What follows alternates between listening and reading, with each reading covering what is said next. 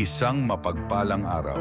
Sa video na ito, ating pagninilayan ang isang napakagandang ginawang halimbawa ng Panginoon mula sa Ebanghelyo ni San Lucas, Kabanata 16, Talata 19 hanggang 31. Isang kwento ng mayamang lalaki at ng mahirap na si Lazaro na nagpapakita ng katotohanan sa likod ng buhay, kamatayan at ang buhay na walang hanggan. Handa ka na bang tuklasin ang aral na iniiwan ng Panginoon? Tara, samahan ninyo kami.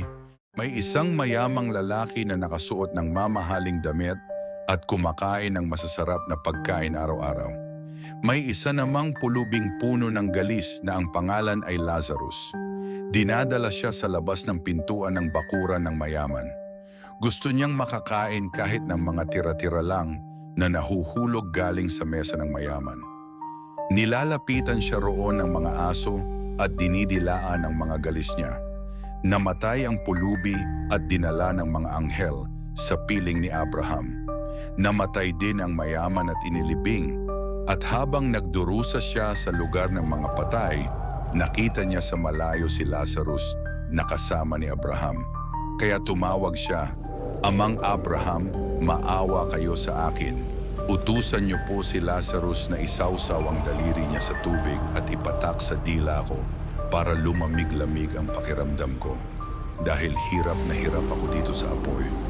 Pero sumagot si Abraham, "Anak, alalahanin mong noong nabubuhay ka pa sa lupa ay mabuti ang kalagayan mo. Pero si Lazarus ay hirap na hirap. Ngayon naman ay inaaliw siya rito at ikaw naman ang nahihirapan. Isa pa, hindi maaari ang sinabi mo dahil may malawak na bangin sa pagitan natin. Ang mga nandito sa amin na gustong pumunta riyan ay hindi makakatawid at ang mga nariyan sa inyo ay hindi rin makakatawid dito." Sinabi pa ng mayaman, "Kung ganoon, Amang Abraham, nakikiusap ako sa inyo, papuntahin ninyo si Lazarus sa bahay ng aking ama para bigyan ng babala ang 5 kong kapatid na lalaki tungkol sa lugar na ito ng paghihirap nang hindi sila mapunta rito." Sumagot si Abraham, "Nasa kanila ang mga isinulat ni Moises at ng mga propeta. Dapat nilang pakinggan ang mga iyon." Sumagot ang mayaman, "Hindi po sila makikinig doon, Amang Abraham.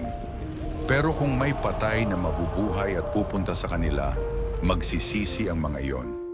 Pero sinabi ni Abraham, kung ayaw nilang makinig sa mga isinulat ni Moises at ng mga propeta, hindi rin sila maniniwala kahit may patay pa na muling mabuhay at mangaral sa kanila.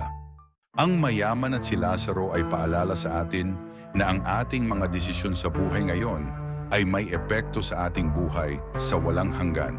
Naway piliin nating mamuhay ng may malasakit, pananampalataya at pagtalima sa kalooban ng Diyos.